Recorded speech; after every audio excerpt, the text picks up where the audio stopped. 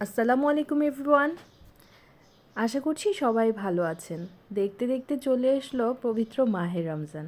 আর এই রোজার ইফতারিতে এই ধরনের একটা ছোলা ভুনা ছাড়া ইফতারিই হয় না, কি বলেন আপনারা? আজকে আপনাদের সাথে শেয়ার করব আমি যেইভাবে ছোলা ভুনা করে থাকি সেই রেসিপিটি।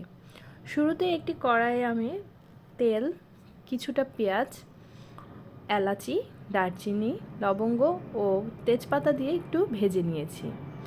তারপর আমি একে একে অ্যাড করে দিচ্ছি আদা বাটা, রসুন বাটা, সামান্য পানি দিয়ে অ্যাড করে দিচ্ছি মরিচ গুঁড়ো, হলুদ গুঁড়ো, ধনিয়া গুঁড়ো, জিরা গুঁড়ো।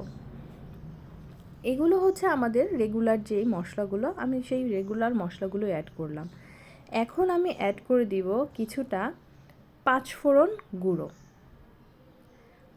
আর এই গুঁড়ো করো পাঁচফোড়নটা দেওয়াতে ছোলার টেস্টটা একদমই হোটেলের মতোই লাগবে। দিয়ে দিচ্ছি স্বাদ মতো লবণ। এখন সামান্য পানি দিয়ে খুব ভালো করে মশলাটা আমি কষিয়ে নিব বেশ কিছুক্ষণ। অ্যাড করে দিচ্ছি কিছু কাঁচামরিচ।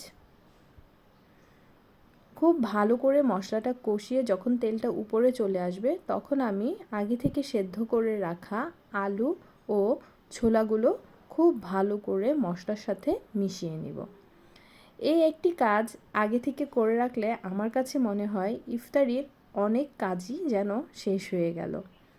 এখন পরিমাণ মতো পানি দিয়ে ঢেকে রান্না করব বেশ কিছুক্ষণ। যেহেতু ছোলাটা আগেই সিদ্ধ করা ছিল, তাই কিন্তু এখানে আমি খুব বেশি পানি দেইনি। ইফতারি আয়োজনে যতই বলি ভাজা পোড়া খাবো না, ভাজা পোড়া খাবো না, কিন্তু এই ছোলা ছাড়া ইফতারিও যেন পরিপূর্ণ হয় না। এই তো এভাবে নেড়েচেড়ে পানিটা যখন শুকিয়ে তেলটা উপরে চলে আসবে, আমি নামিয়ে নিব। দেখুন আপনারা ছোলাটা কীরকম হয়েছে,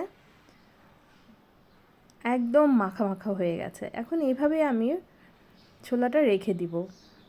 আর ইফতারির আগে কাঁচা পেঁয়াজ, মরিচ ও তেল দিয়ে মুড়ির সাথে সার্ভ করব। সুস্থ থাকবেন সবাই, ভালো থাকবেন। সবাইকে রমজানুল মুবারক। আল্লাহ হাফেজ।